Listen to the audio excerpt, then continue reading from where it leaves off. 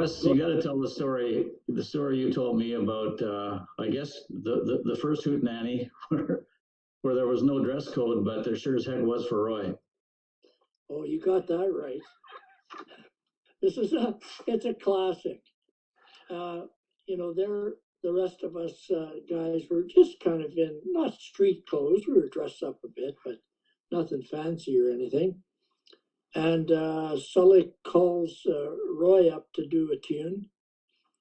And Roy steps out onto the stage in this beautiful Western outfit, lemon yellow, pants, shirt, sequins. It was just like like he was going to step onto the stage at the Grand Ole Opry. And he came out, sang his heart out, and I'll never forget.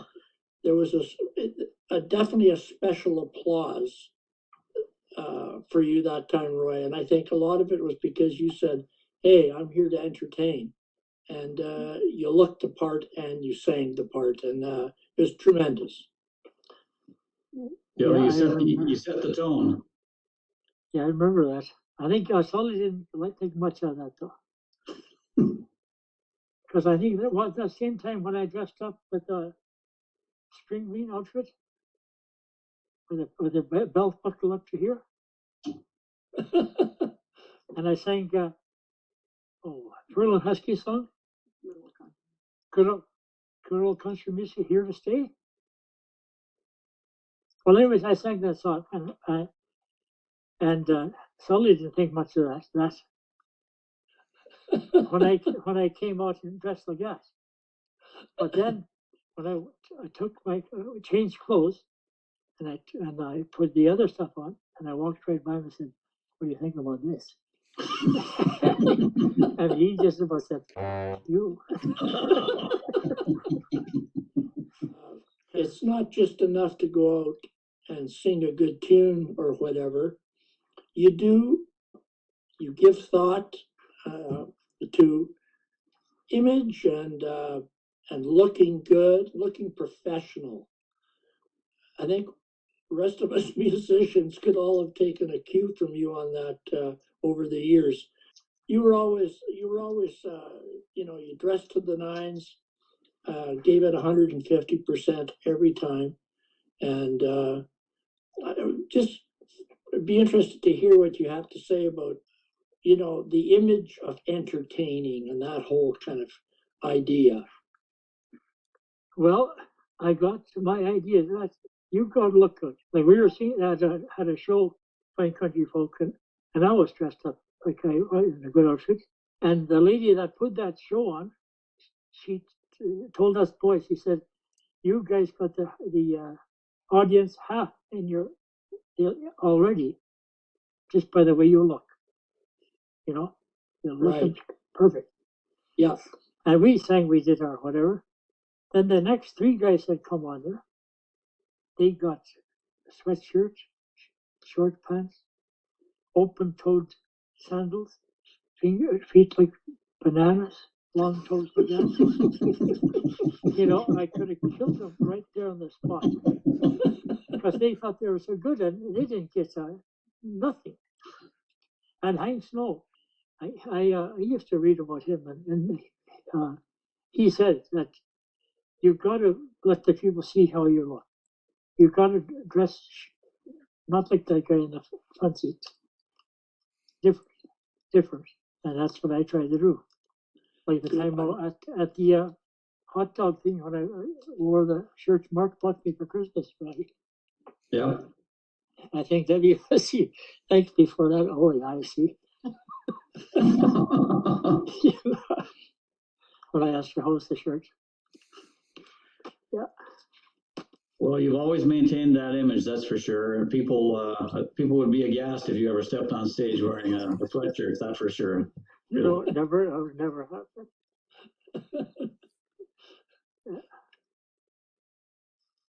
And I said, when I pass away, I'm going to have your ashes in my cowboy boot. And they'll say, that arrogant asshole, look at that.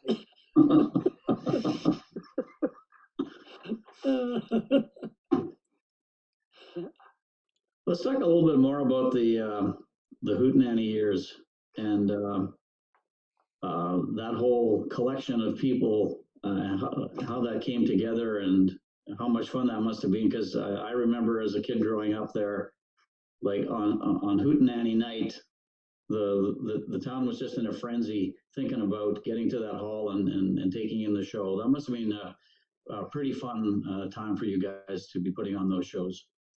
Oh yeah, but we were all nervous, you know. It's and I still get nervous, I guess.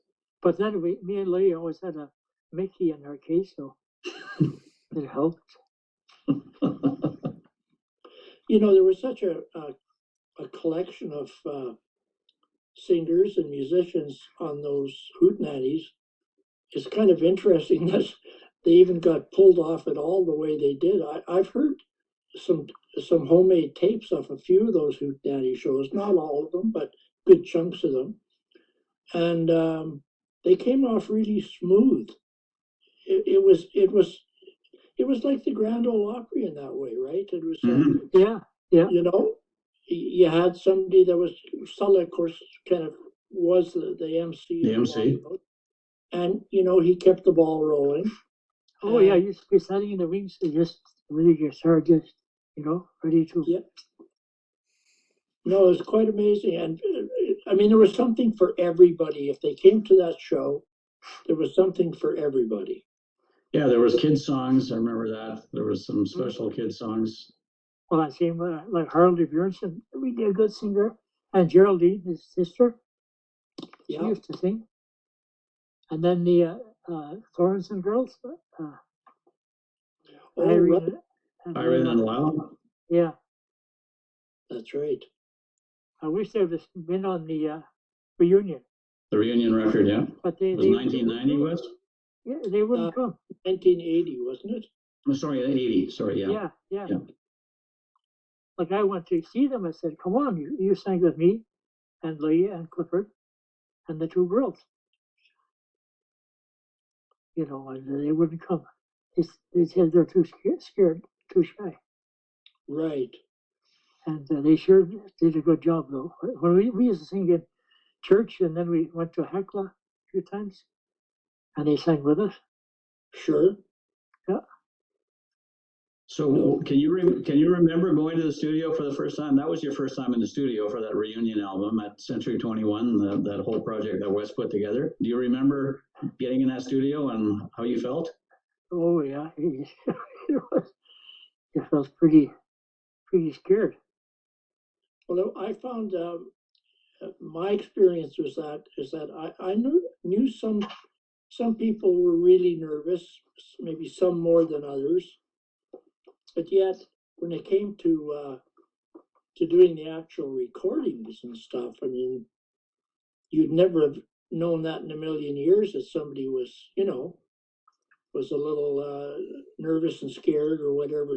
That never came across on the recordings, and everybody just did such an incredible job on that. Yeah, it was.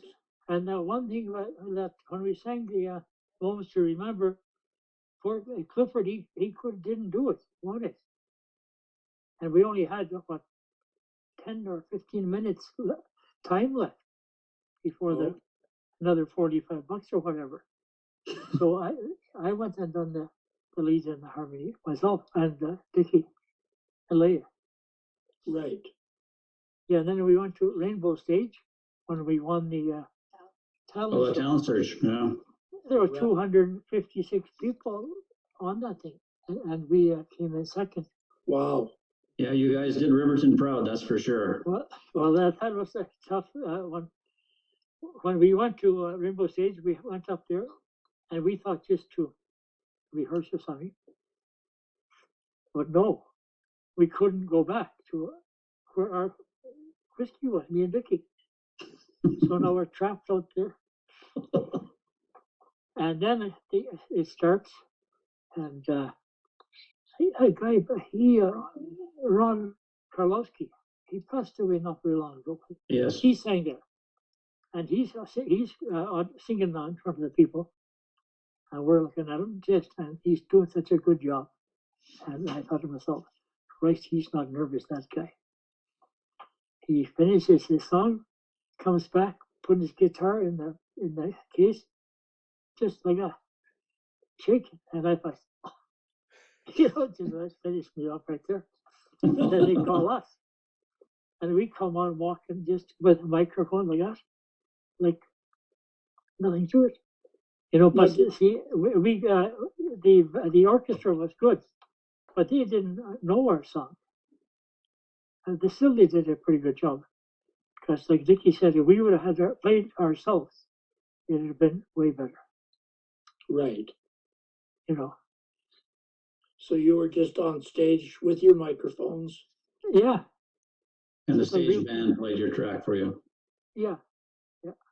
No, that was. And then we were dressed up nice too. As always. Well, yeah. Well, I know when we were singing it and it was 35, 40 above. And the boys wanted to roll their sleeves up.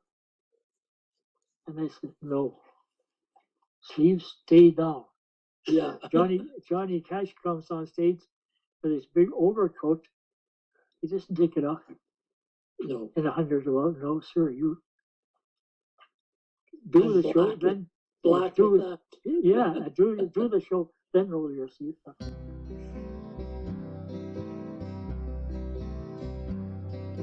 I'm a roving cowboy, riding all day long. Tumbleweed around me, share their lonely song. Nights underneath the prairie moon, I ride along and hum this tune. See them tumbling down, pledging their love to the ground. Only but free I'll be found, drifting along with a tumble and tumbleweed. Cares of the past are behind, nowhere to go but I'll find just where the trail will wind, drifting along with a tumble and tumbleweed. I know when night is gone that a new world's born at dawn, but I'll keep rolling along. Deep in my heart is a song, lonely but free I'll be found, drifting along with a tumble and tumbleweed. Cares of the past are behind,